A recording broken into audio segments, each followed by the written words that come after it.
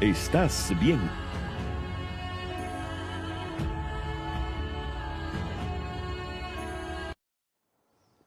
Bueno, estamos de vuelta en este su programa Aclarando Conceptos con nuestro invitado especial, el doctor José Félix Díaz Bermúdez. Estamos conversando un poco sobre la biografía de Antonio José de Sucre. Bueno, continuemos un poco. ¿Qué pensaba Sucre sobre lo que era la ciudadanía? Sí, ese es uno de los temas, Rafael, más apasionantes, más interesantes el que nos estás trayendo. Porque considero, cuando uno examina todo ese universo de intereses, de actitudes, de posiciones, de los generales, los oficiales, los soldados del Ejército Libertador, la tradición que tenían, y lo comparamos con la visión que Sucre tuvo de lo que es el proceso de independencia, yo creo que fue el más completo de todos, porque fue de los que tuvo en su más alto nivel el sentido de que la obra de la independencia tenía que ser una obra al servicio de la libertad, al servicio de los grandes ideales de la época, inspirado en todo lo que era lo que él llamaba los principios liberales, pero al mismo tiempo a favor de la ciudadanía. Y el Sucre militar, cuando entraba en las diferentes poblaciones, el Sucre que interactuaba con las autoridades locales en cada uno de los lugares donde iba, el Sucre gobernante, que ejerció el mando político en distintos lugares, siempre tuvo como consideración fundamental el respeto a los derechos ciudadanos. Sí, una de las cosas fundamentales de Sucre es precisamente el hecho de que él, podemos llamar que es uno de los precursores de lo que es los derechos humanos en este accionar de guerra que había en ese tiempo, porque él firma el tratado, el armisticio, ¿no? Un tratado Sí, especial. sí, Cuéntanos un poco sobre eso. claro. Lo que señalas es uno de los grandes logros, y yo creo, Rafael, que el que más que tuvo Sucre en ese periodo de su vida y de su acción en Venezuela, haber negociado el Tratado de Armisticio y Regularización de la Guerra, que es el precedente indudable del derecho humanitario de la guerra. Sí, Cuando, sí, cuando uno fíjate que lo conversábamos también entre cámaras, que hasta la guerra tiene que tener sus reglas y sus normas, si no bueno, si ya en sí mismo la guerra es una atrocidad, imagínate si pierdes la noción de humanidad, y Sucre estaba claro con eso. Claro, él había sido víctima de la muerte de sus familiares, del Claro, asesinato de sus hermanos, de muchos de sus hermanos. Y sin embargo, él lleva a la guerra, a través de estos tratados, el principio de respeto al prisionero, de asistencia a los heridos, de intercambio de los prisioneros de uno y otro ejército. Y él estableció un principio en Ayacucho, pero de extraordinario nivel.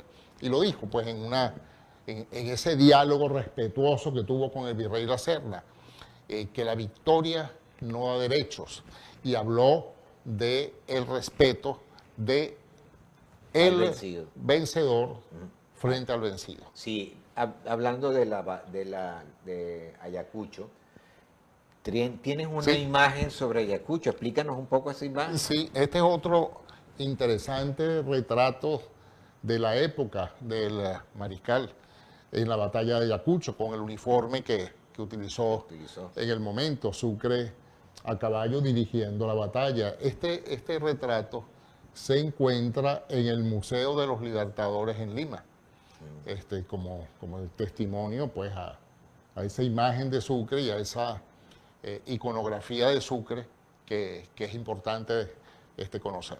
Sí, fíjate, también hay algo importante, que ellos siempre fueron a la batalla, estos libertadores, estos próceres, se ponían al frente de sus ejércitos, no mandaban, o sea, mandaban, pero ellos estaban al frente de sus ejércitos en sus batallas.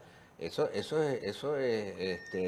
reflexivo, Claro, admirable realmente, ¿no? admirable y reflexivo. Claro, porque vivieron un proceso en toda su intensidad humana, militar, política, asumieron todos los inmensos riesgos que la vida azarosa de un militar en guerra representa.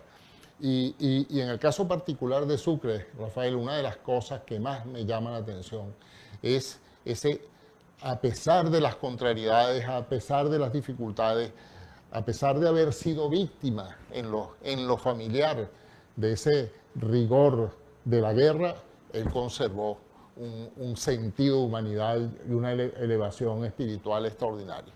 Bueno, tanto es así que, como lo decíamos en el anteriormente, que eso del respeto al vencido,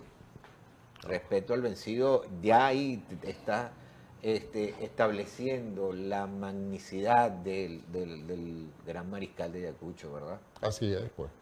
El nivel moral, ético que el mariscal tuvo y que lo manifestó en distintos aspectos de su vida, en todo lo que hizo. De verdad, no pudiésemos llamar un ser humano o conceptuarlo como un ser perfecto y menos aún divinizarlo, pero realmente cuando examinamos las virtudes que el mariscal de Ayacucho tuvo, fue uno de los seres humanos más completos que tuvo el proceso de independencia de América Latina. ¿Tienes alguna cita que señale lo que es Sucre y la justicia? Sí, claro. Sucre consideraba la justicia como un elemento básico en la conformación de un Estado, y tanto así que cuando él, entre sus primeros actos de gobierno, tanto como intendente de Quito como también como presidente de Bolivia, fue precisamente el establecer los tribunales republicanos, tribunales inspirados en la ley, tribunales en el cual el ejercicio realmente fuera a través de jueces debidamente formados, y por supuesto para él la expresión de la justicia, el desarrollo de la justicia era uno de los objetivos fundamentales del proceso de independencia. Él creía en el derecho. Sucre, sin haber sido abogado, él siempre anteponía como un elemento básico de la acción militar y política lo que el derecho es. Bueno, y Sucre en sí mismo, Sucre como gran mariscal de Ayacucho, de verdad que ¿a qué se debe ese nombramiento, gran mariscal de Ayacucho? Fue un título honorífico de verdad importante, se decretó otorgarle ese reconocimiento y por supuesto ha pasado a la historia como el gran vencedor de Ayacucho, el hombre que realmente concretó la independencia de América Latina, y la campaña de Ayacucho, en la que muy buena parte es obra del genio de Mariscal, porque Bolívar tuvo que desprenderse de la acción militar en el Perú por los conflictos políticos con Colombia. Bueno, todo el desarrollo de ese juego de ajedrez, porque fue realmente un gran juego de ajedrez, fue obra del Mariscal Sucre, y así Bolívar lo testimonia. La campaña de Ayacucho, la batalla de Ayacucho, es obra del general Sucre. Asimismo lo reconoció el Libertador. Sí, ¿qué sociedades encontró Sucre en esta? Porque estamos hablando de Perú, de Bolivia. En un minuto tenemos que explicar esto. Okay. Estamos hablando de Perú, estamos hablando de Bolivia, estamos hablando de Ecuador. Él es el que ejerce prácticamente la liberación de toda esa zona. Sí, se encuentra una sociedad muy conservadora, se encuentra una sociedad con profundos rasgos de desigualdad, se encuentra sociedades en la cual el predominio indígena es muy alto, y se encuentra la necesidad de transformar, y allí viene el Sucre presidente, cómo logró tratar de modificar aquella estructura, aquella concepción social y política tan compleja de lo que representaba esos países, y cómo él se enfrentó a la realidad para tratar de transformarla, adecuándola a los lineamientos y objetivos del proceso de independencia. Interesantísimo este tema, de verdad que faltarían muchísimos programas para poder desarrollar este tema.